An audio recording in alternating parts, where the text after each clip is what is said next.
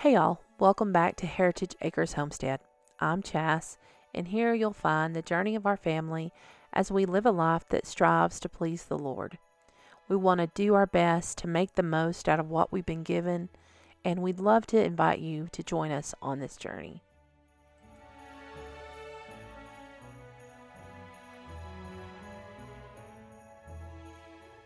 Merry Christmas, y'all.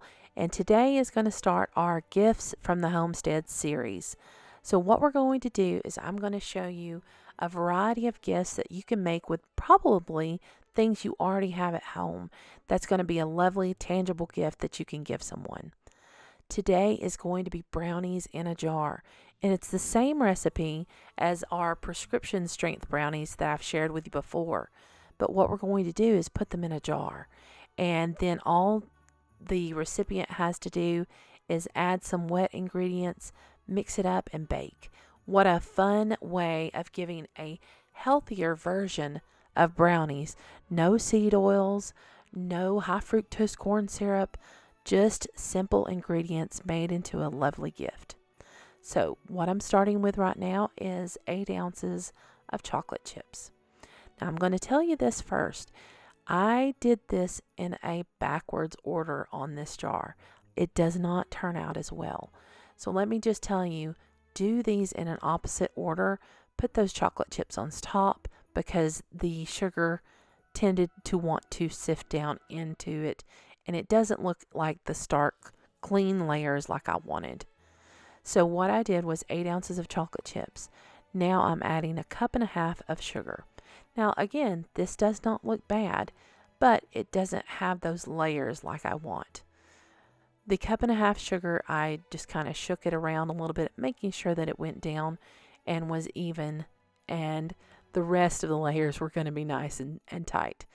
Now we're going to add 3/4 a cup of cocoa. And you can use your favorite, you can use generic, it all works really well. Again, once we add this to the jar, you're going to see me shake the jar just a bit and tap it down because we do want those layers as much as possible, so you can see those in the side of the jar.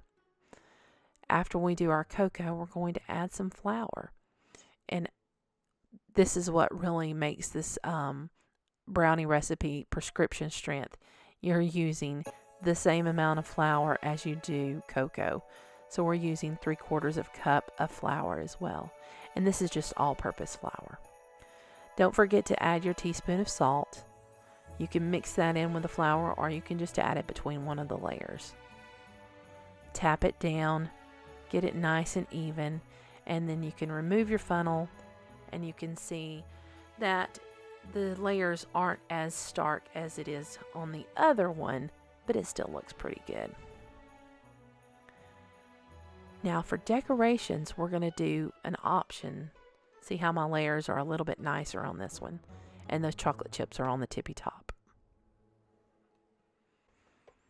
Now it's time to decorate, and you can go as fussy or as simple as you like. I tend to be kind of in the middle. I really like to decorate things, but I don't want to go too far.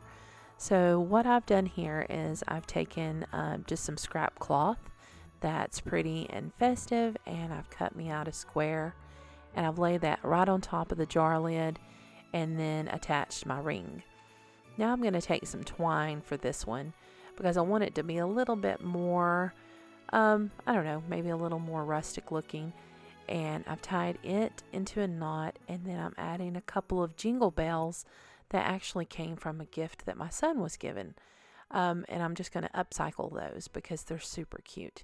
So they will get threaded right onto the twine and then tied into a knot so that they will hang on the side of the jar. You can use anything to decorate your jars. You could use that curling ribbon. You could use real ribbon. You could take more fabric and rip it into strips and make bows with that. Just it's all up to you. Now, one thing I don't like to do is I don't like to cover up the jar too much because you've made those pretty stripes with the cinnamon, with the cocoa and the sugar and the flour and and the chocolate chips.